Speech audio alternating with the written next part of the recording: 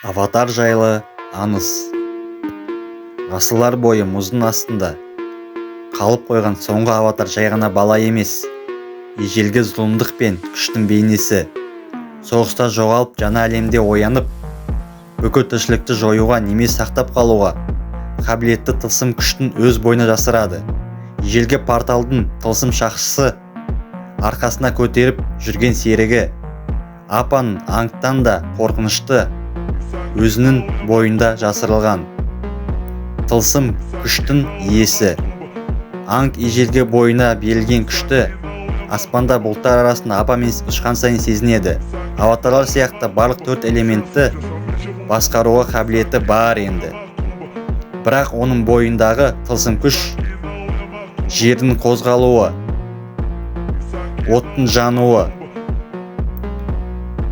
ауаны сезінуі, судың толқыны. Осы элементтерді қолданған сайын күші қорқынышқа айналып барады.